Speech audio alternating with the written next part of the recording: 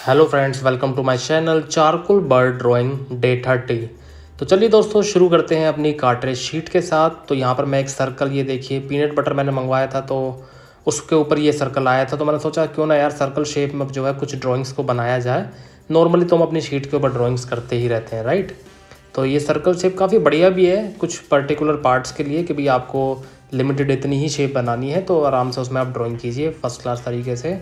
Circle को मैंने बना करके उसमें इस तरीके से बर्ड की ड्राइंग कर लिया दोस्तों। तो हल्की फुल्की जो मुझे यहाँ पर शेडिंग करके अपने एरियाज़ को हाईलाइट करने वाली चीज़ें हैं उनको मैं इस तरीके से शेड कर देता हूँ। क्योंकि दोस्तों जैसा कि आप जानते हैं कि ड्राइंग यानी कि जब भी आप करेंगे तो स्केचिंग आपका सबसे नेसेसरी पार्ट है कि आप जो भी आउटलाइन वगैरह करते हैं उसी के बेस पे आप उसमें शेडिंग करना शुरू करते हैं।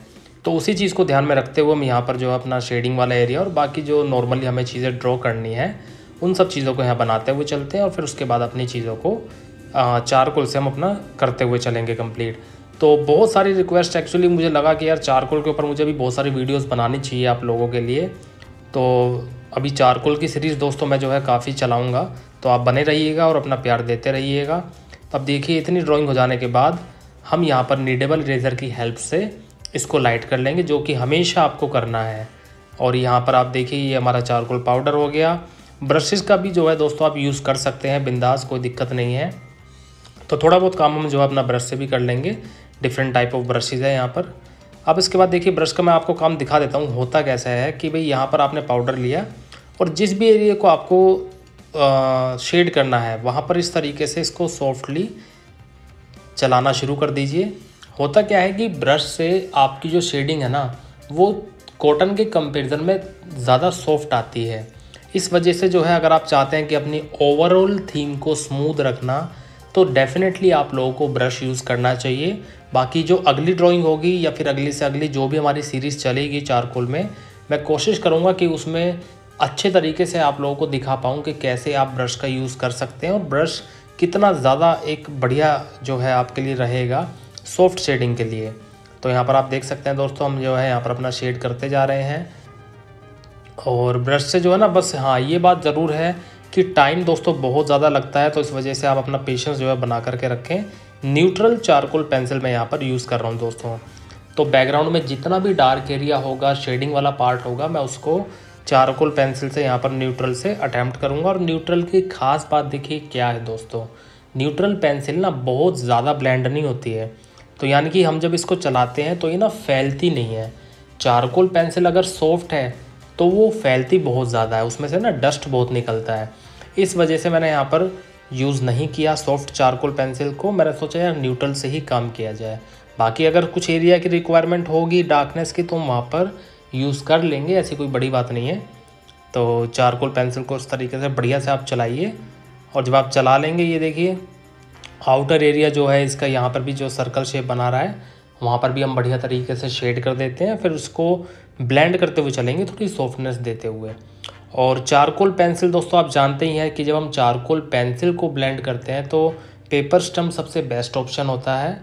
बाकी आप अपने तरीके से देखिए दोस्तों कैसे भी काम कर सकते हैं। मैं आपको ये बता दूं as an artist, but as a beginner के लिए जो चीज़ें होनी चाहिए ज़रूरी वो मैं आप लोगों को बता चुका हूँ अपनी चारकोल की ड्राइंग्स में और ट्यूटोरियल में भी। उसके बाद दोस्तों फिर बिंदास आप ना अपने तरीके से काम कर सकते हैं, कोई रेस्ट्रिक्शंस कभी नहीं होती हैं। जैसे कि म्यूज़िक इंडस्ट्री में भी दोस्तों आपने देखा होगा कि स्टार्टिंग में सीखने के लिए आपके जो सुर अलाप है वो सही होने चाहिए, उसके बाद तो आप कुछ भी गेम खेलिए बस सुनने में अच्छा लगना चाहिए। Same goes for our drawing कि आप जब एक बार सीख जाते हैं उसके बाद आप कुछ भी बनाइए उसको देख के अच्छा लगना ही आपका एक सेटिस्फेक्शन हो जाता है। तो इस तरीके से हम यहाँ पर जो है बढ़िया तरीके से अपनी शेडिंग को करते हुए चल रहे हैं। स्लो टाइम में दोस्तों आप मुझे कमेंट करके ज़रूर बताइएगा कि क्या आपको रियल टाइम वीडियो ज़्यादा बेटर लगती है या फिर इस तरीके से वीडियो में मज़ा आता है। क्योंकि देखिए अब यही पार्ट जब मैं ऐसे शेड करता ना तो आप इसको देख देख के शायद बोर हो जाते हैं, क्योंकि आपको ना थोड़ी देर के बाद तो पता चल ही जाता है कि हमें करना क्या है। इस वजह से मैंने सोचा यार क्यों ना जो है वीडियोस को थोड़ा सा फास्ट कर दिया जाए, क्योंकि अब जब ये पूरा पार्ट मैंने शेड किया है तो सिर्फ शेडिंग ही देखना एक टाइम के लिए ना ऑडियंस के लिए भी थोड़ा ये हो जाता है कि यार शेड करना है तो थोड़ा स्किप कर देते हैं, राइट। तो इस वजह से मैंने यहाँ पर थोड़ा वीडियो को फास्ट किया है। अब इस तरीके से कर लेने के बाद ईयरबड को दोस्तों मैं यहाँ पर यूज़ कर रहा हूँ जस्ट बिकॉज, क्योंकि मुझे सॉफ्टनेस चाहिए अपने एरिया में, और कॉटन हमेशा सॉफ्टनेस का ही एक मार्क है कि हमेशा जब भी आपको सॉफ्टनेस चाहिए होगी अपने आर्ट वर्क में, always use cotton for that area और फॉर दैट ड्राइंग। तो यहाँ पर इस तरीके से हम यहाँ पर पेपर स्टम्प को शार्पनेस के लिए यूज़ करेंगे प्लस डार्कनेस के लिए भी। इस तरीके से शेड कर देने के बाद पूरे एरिया में हम बढ़िया तरीके से ब्लेंड करते हुए चलेंगे अपनी पेंसिल को। और डायरेक्ट अगर आपको चारकोल का दोस्तों काम चाहिए ना, वो भी मुझे कमेंट करके बताइए कि आप लोग अगर चाहते हैं कि पूरा पोर्ट्रेट हम चारकोल पेंसिल से बनाए विदाउट एनी ब्लेंडिंग टूल, तो मुझे कमेंट करके बताइएगा, मैं ज़रूर बनाऊँगा दोस्तों। तो यहाँ पर आप देख सकते हैं अब किस तरीके से हमने जो है अपना पीछे का बैकग्राउंड अभी किया है। और अब मैं यहाँ पर सॉफ्ट पेंसिल को दोस्तों यूज़ कर रहा हूँ, चारकोल की सॉफ्ट पेंसिल को, क्योंकि मुझे लगा कि यार अब मुझे डार्कनेस का थोड़ा सा एरिया बढ़ाना पड़ेगा इस तरफ। इस वजह से मैंने चारकोल पेंसिल को यूज़ किया, वो भी सॉफ्ट वाली। और सॉफ्ट वाली की जो ब्लेंडिंग है ना, वो न्यूट्रल के कंपेरिजन में थोड़ी ज़्यादा भी होती है दोस्तों, ये भी एक रीज़न था, राइट। तो आप लोगों को अभी आई होप बेसिक डिफरेंस तो समझ में आ गया होगा कि चारकोल पेंसिल सॉफ्ट में और न्यूट्रल में क्या डिफरेंस होता है। हार्ड तो बहुत रेयर चांस है कि आपको भी यूज़ करनी पड़े। तो यहाँ पर इस तरीके से देखिए शेड कर लेने के बाद आप इसको पेपर स्टम्प से ब्लेंड करिए स्मूथली, कोई दिक्कत वाली बात नहीं आएगी। बढ़िया तरीके से आपकी ब्लेंडिंग होती रहेगी, डस्ट को फूंक मार मार के उड़ाते रहिए साथ साथ, ताकि भाई आपकी शीट जो है ना गंदी ना हो। चारकोल जब भी हम यूज़ करते हैं तो बटर पेपर का यूज़ करना और फूंक मारते रहना, ये बहुत ज़रूरी है। ये देखिए इस तरीके से हमने जब इसको ब्लेंड कर लिया है तो ये इस तरीके का रिज़ल्ट आपके सामने आ जाएगा।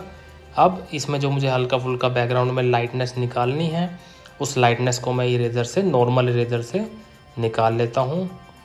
बर्ड है कि भाई बैठी हुई है लकड़ी के कुछ, आप कह लीजिए फिन्स कह लीजिए, रेलिंग्स कह लीजिए, है ना, उसके ऊपर बैठी हुई है और इस तरीके से हमने इसको दिखाया।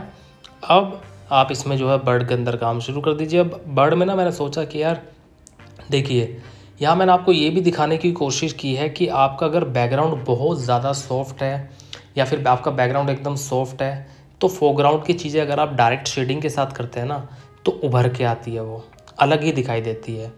सेम गोज़ फॉर कि भाई आपने बैकग्राउंड को रफ़ कर दिया है तो फोरग्राउंड को स्मूथ कर दीजिए, उससे बहुत ज़्यादा इम्पैक्ट पड़ता है आपकी ड्राइंग पे।